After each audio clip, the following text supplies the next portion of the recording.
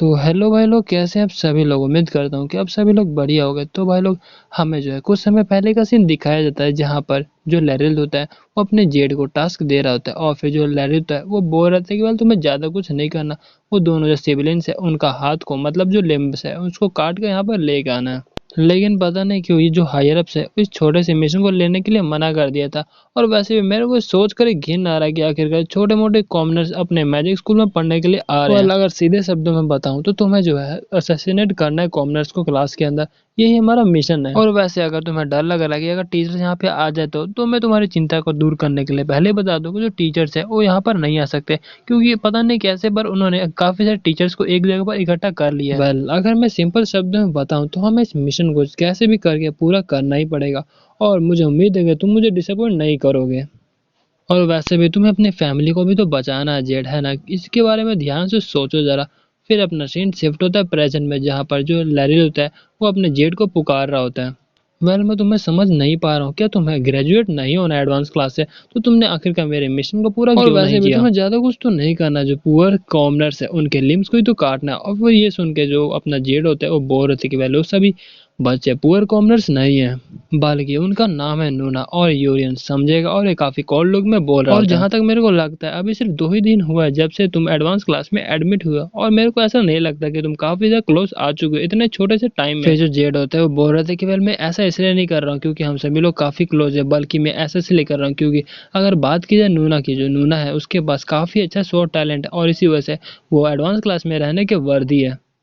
और जहाँ तक ये बात की जाए यूरियन की, मुझे पता है कि वो काफ़ी वीक है और काफ़ी चीज़ों में कमज़ोर भी है, लेकिन वो काफ़ी ज़्यादा स्मार्ट है और उसकी जो हीलिंग मैजिक है वो काफ़ी ज़्यादा अमेजिंग है, जो कि हमारे किंगडम के अंदर काफ़ी ज़्यादा काम आएगा। उसकी हीलिंग मैजिक के कारण काफ़ी सारे जो लोग हैं उसको एक्नॉलेज करेंगे और इसी के कारण हमारे जो किंगडम में काफ़ी सारे जो बीमार लोग हैं उनकी मदद होगी। और वैसे भी उन दोनों का काफ़ी ब्राइट फ्यूचर है, और अगर बात की जाए नोबल्स की, उनसे ज़्यादा ही उनका ब्राइट होने वाला फ्यूचर। फिर ये सुन के जो लैरिल होता है वो बोल रहे थे कि वेल क्या ब्राइट फीचर हो सकता है मेरे ख्याल से, लेकिन मेरे को ये समझ में नहीं आ रहा कि आखिरकार तो उसकी मदद क्यों कर रहा है, क्योंकि उससे तेरी फैमिली का तो कोई भी फायदा नहीं होना है, बल्कि तुम्हारी फैमिली खत्म हो जाएगी। तुम्हें पता है तुम ये सभी काम करके तुम हायर अप्स के जो काम है उसमें दखल अंदाजी दे रहे हो, और इसकी वजह से जो तुम्हारी फैमिली है वो और जल्दी डाउनफॉल करेगी, मतलब गिर जाएगी। और जरा तुम अपने छोटे से सिबलिंग्स के बारे में तो सोचो जिन्होंने अभी तक ये वर्ल्ड भी अच्छे से नहीं देखा। और फिर हम पास्ट का सीन देखते हैं जहाँ पर जब जेड घर पर आता है तब उसके छोटे भाई बहन जो होते हैं वो जेड को कॉन्ग्रेचुलेशन कह रहे थे और बोल रहे थे कि वेल आप तो काफी ज्यादा अमेजिंग है, आप जो है एडवांस क्लास में आ चुके हैं। फिर जो जेड होते हैं वो बोलते कि वेल ये तो काफी खुशी की बात है ना, और उसके जो सिबलिंग्स होते हैं वो भी बोलते कि हाँ। और फिर एक जो छोटा भाई होता है वो बोल रहे थे कि वेल इसका मतलब तो ये है ना कि अब जो फादर है वो भी अब काफी हंसेंगे और अब गुस्सा नहीं करेंगे। और उसके छोटे भाई बहन जो होते हैं वो बोल रहे थे कि वेल अब हमारी जो फैमिली है वो दोबारा से काफी हैप्पी फैमिली हो जाएगी। फिर ये सुन के जो जेड होता है वो कुछ पल के लिए हैरान होता है, फिर लेकिन बाद में अपने छोटे भाई बहन को गले मिलते हुए बोल रहे थे कि ऑफ कोर्स मैं ऐसा करके दिखाऊंगा, तो मेरे पे बिलीव कर सकते हो और मैं डेफिनेटली एडवांस क्लास से ग्रेजुएट होकर दिखाऊंगा। और ये सुन के उसके छोटे भाई बहन काफी खुश हो जाते हैं। और फिर अपना सीन शिफ्ट होता है प्रेजेंट में जहाँ पर जो लैरिल होता है वो अपने जेड को बोल रहा होता है कि वेल जेड अभी तक इतना लेट भी नहीं हुआ, तो मेरे हाथ को थाम लो और फिर जो जैसा मैं कह रहा हूँ वैसा करो। तुम अभी के लिए किंगडम के फ्यूचर के बारे में क्यों सोच रहे हो, जबकि तुम्हें अपने फैमिली के बारे में, अपने सिबलिंग्स के बारे में, अपने मदर्स के बारे में सोचना चाहिए। और ये कोई मैटर नहीं करता कि तुम कितना ज़्यादा अभी के लिए रजिस्ट करते हो, लेकिन बाद में वो सभी जो कॉमनर्स है वो मारे जाएंगे एक ना एक दिन। और अभी के लिए तो टीचर्स भी नहीं है, तो जैसा मैं कह रहा हूँ तुम वैसा करो और जो मेरा हाथ है उसको पकड़ो और फिर ये जो मिशन है उसका पूरा कर दो। और वैसे भी मैं भी तुम्हें हिट नहीं करता हूँ।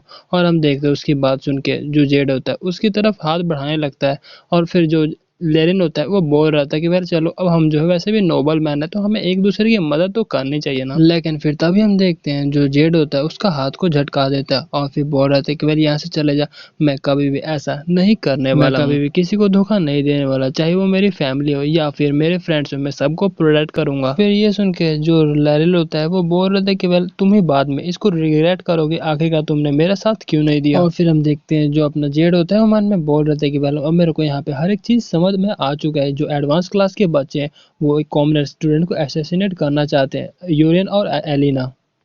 लेकिन मैं ऐसा नहीं होने दे सकता, मेरे को हर एक चीज को प्रोटेक्ट करना है, भले ही मेरे को सेकेंड ईयर के स्टूडेंट के साथ फाइटिंग ना करना हो। लेकिन उसकी तरफ आता हुआ देख के जो जेड होता है वो मन में बोल रहा था कि वेल मैं एडमिट तो नहीं करना चाहता, लेकिन मुझे पता है कि ये काफी स्ट्रॉन्ग है वेल ये जो फाइट है वो काफ़ी टफ होने वाला है, इसीलिए मेरे को अपना बेस्ट से बेस्ट देना पड़ेगा इसके अंदर, क्योंकि अगर मैं यहाँ पर एडवांस क्लास के हाथों यहाँ पर हार जाता हूँ तो फिर जो यूरियन और जो एलिना उनकी लाइफ काफ़ी ज़्यादा खतरे में आ सकती है। और फिर जो लैरिल होता है वो अपने चाकू को मतलब अपने डैगर को निकालते हुए बोल रहा था कि वेल मैं तुझे ज़्यादा नहीं बस 10 बार ही स्टैब करूंगा और फिर जो सिबलियंस है उन सबको मार दूंगा। और वहीं पे छोटे से डैगर को देख के जो जेड होता है थोड़ा कंफ्यूज हो चुका होता है, और फिर तभी जेड को फील होता है कि उसके पास काफ़ी तेजी से कुछ चीज़ आ रहा है, और फिर ये देख के जो जेड होता है वो काफ़ी हैरान हो चुका होता है, क्योंकि जो जेड होता है वो अपनी बॉडी को बिल्कुल भी हिला नहीं पा रहा होता है। और फिर हम देखते हैं जो लैरिल होता है वो जेड के पेट में चाकू घोंप देता है, जिसके कारण जेड के मुंह से काफ़ी खून आने लगता है।